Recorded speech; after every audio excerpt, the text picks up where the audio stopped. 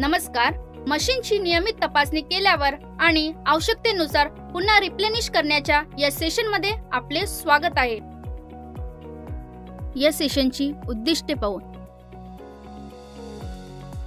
या सेशनच्या शेवटी तुम्ही हे करण्यास सक्षम व्हाल: लेथ मशीनची रनिंग कंडिशन चेक करणे, ऑइल लेवल चेक करणे, स्लाइडिंग मूवमेंट चेक करणे. लेथ मशीनची नियमित तपासणी करण्यासाठी लागणारे टूल्स आणि मटेरियल्स खालीलप्रमाणे आहे: lathe machine, lubricating oil, coolant, electricity tester, screwdriver, dial indicator, oil can, spanner, wrench, Allen key, kerosene,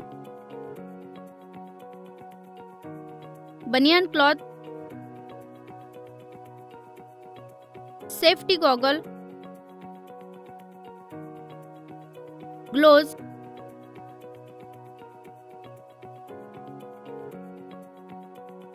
नियमित तपासणी करण्यासाठी देखभाल प्रक्रियेदरम्यान कोणतीही मशीन वापरू नये, म्हणून मशीनचा पॉवर सप्लाय बंद करा.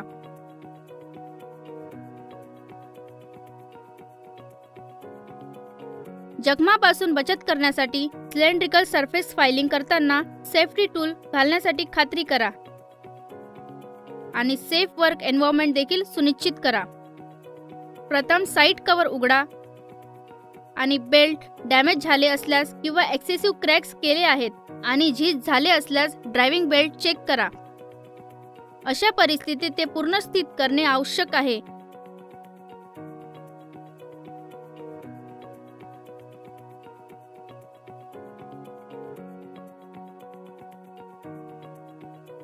बेल्टचे टेन्शन चेक करा.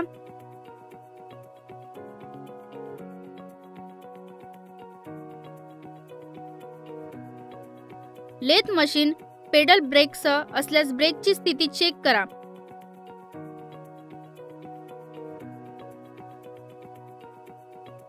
पुढे लेथ मशीन चालू करा आणि काही मिनिटे लेथ चालवा.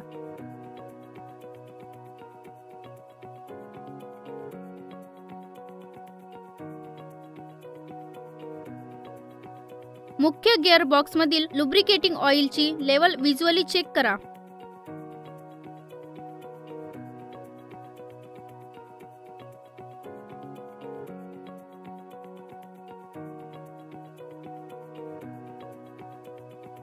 आवश्यक असल्यास गिअर बॉक्स पुन्हा भरा.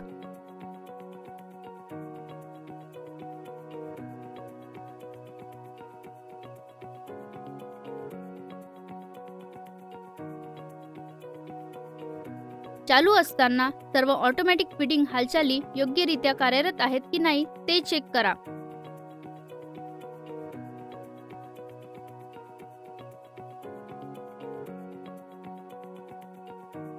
Tail stock locking condition check करा.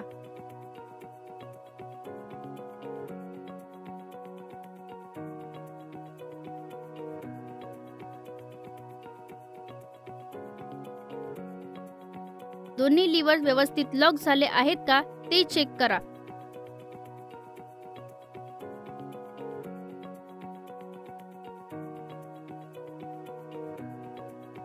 Top bench lubrication manual pump check करा.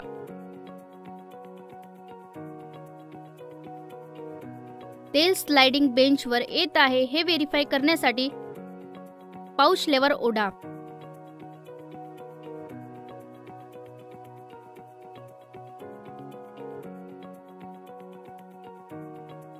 लुब्रिकेशन टँक मध्ये लुब्रिकेटिंग ऑइलची लेवल चेक करा.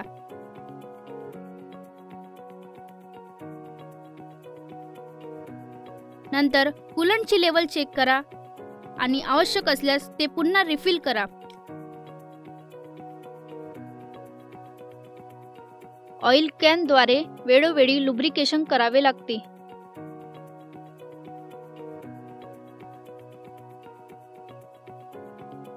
हेड स्टॉकसाठी वर्षातून 2दा लुब्रिकेशन आवश्यक आहे.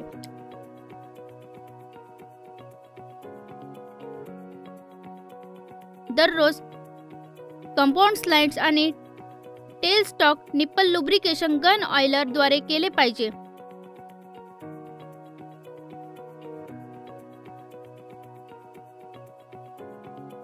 दररोज हँडल पंप वापरून ॲप्रॉन आणि कॅरेज लुब्रिकेट करणे.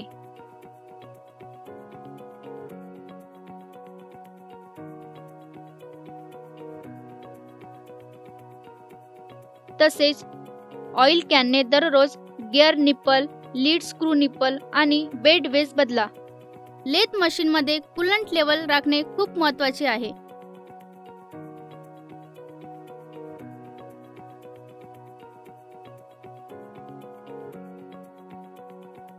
कूलंट टँक रिकामी करा आणि आवश्यकतेनुसार नवीन कूलंट भरा.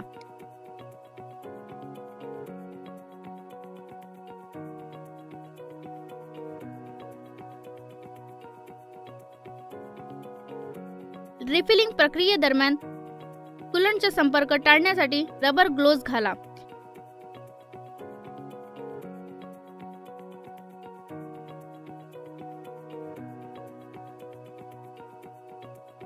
रिफिलिंग करण्यापूर्वी कूलंट टँकच्या तळाशी कोणतेही सॉलिड्स साठी चेक करा.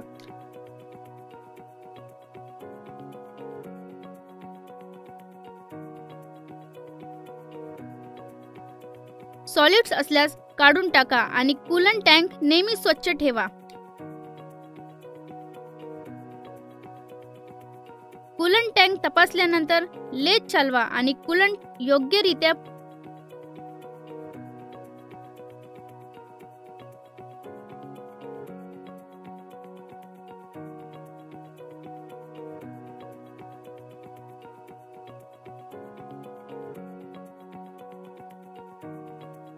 त्या पुरवल्या गेला आहे याची टेस्ट घ्या.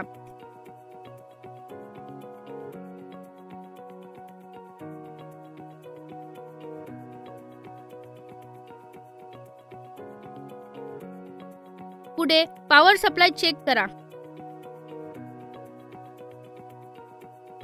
प्रथम त्याच्या कंडिशनसाठी मेन पॉवर केबल चेक करा. काही नुकसान असल्यास ते बदला.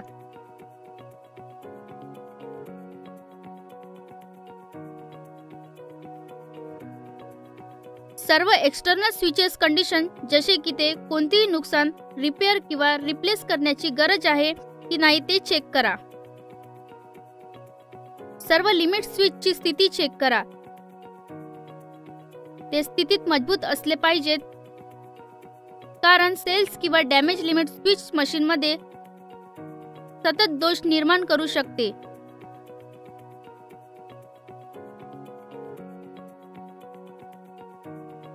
शेवटी फायनल पॉइंट अलाइनमेंट चेक करा. वर्षातून एकदा आवश्यक अचूकतेनुसार हेड स्टॉकच्या मध्यभागी टेल स्टॉकचे अलाइनमेंट व्हेरीफाय करा.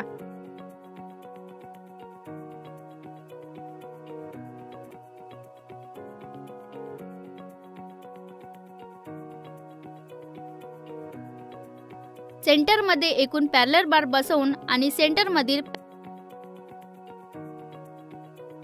पॅरललिझम व्हेरीफाय करण्यासाठी डायल इंडिकेटर वापरून अलाइनमेंट मिळवता येते. चर्चा केलेल्या मुख्य मुद्द्याचा आढावा घेऊया.